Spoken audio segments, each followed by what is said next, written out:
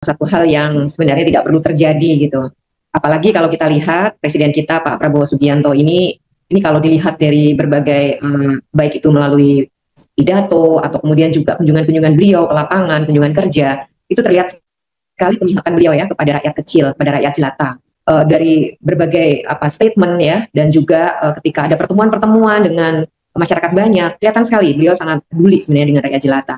Di samping itu kalau kita lihat kebijakan-kebijakan beliau itu kan juga sangat berpihak ya kepada masyarakat kecil. Kita kemarin baru saja dengar soal kenaikan UMP 6,5%, kemudian juga ada makan bergizi gratis yang akan diterapkan di tahun depan, dan masih banyak lagi yang lain gitu.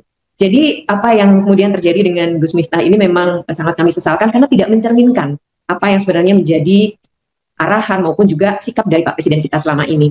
Jadi itu yang kami berharap ini tidak terjadi lagi. Dan kita lihat juga sebenarnya yang bersangkutan juga sudah meminta maaf ya.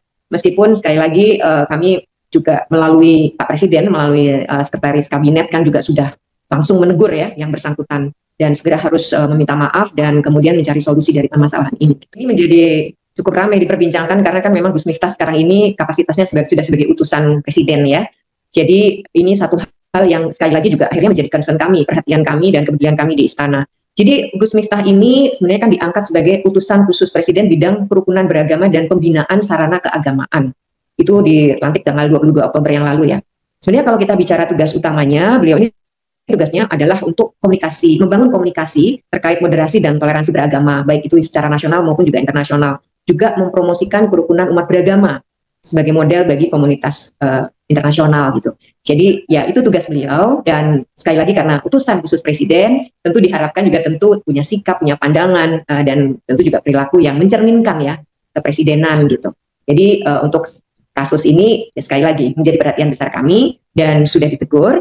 Yang bersangkutan juga kita lihat juga sudah meminta maaf ya melalui media sosial, dan bahkan kabar terakhir yang bersangkutan juga sudah bertemu langsung dengan Bapak penjual es teh itu. Jadi harapannya semua bisa mengambil pelajaran lah dari kejadian ini gitu.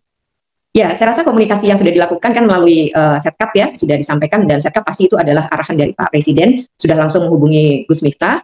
Untuk selanjutnya ya kita lihat nanti ya seperti apa dari Pak Presiden langsung, tapi saya rasa dengan sekarang ini sudah saling memaafkan ya, sudah bertemu, dan ada beberapa hal juga yang tentu Gus Miftah sudah sampaikan langsung kepada Bapak penjual es teh itu, ya sebenarnya sih bisa dianggap mungkin sudah selesai ya, tetapi ya kembali lagi nanti kita lihat apakah memang akan ada hal selanjutnya, kita lihat lagi. Namun saya rasa komunikasi istana Presiden melalui Setkap kepada yang bersangkutan, saya rasa itu sudah satu hal yang sebenarnya sudah final juga gitu. Ya itu nanti bagaimana dari Pak Presiden ya.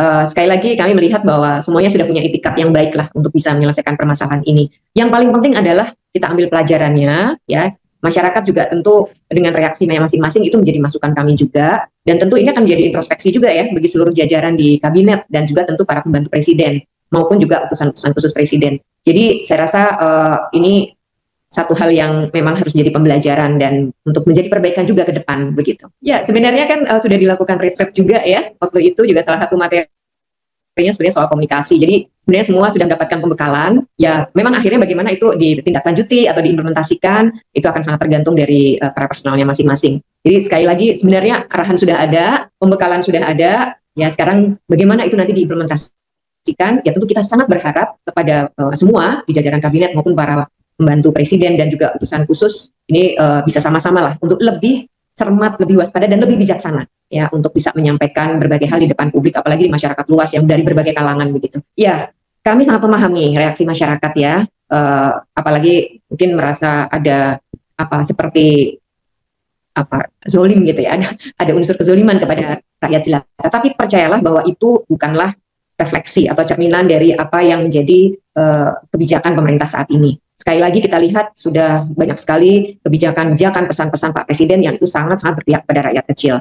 Jadi reaksi masyarakat sangat kami pahami, namun demikian juga mohon bisa juga lebih cermat juga bahwa perkembangannya sudah menuju ke arah yang lebih positif ya. Saya rasa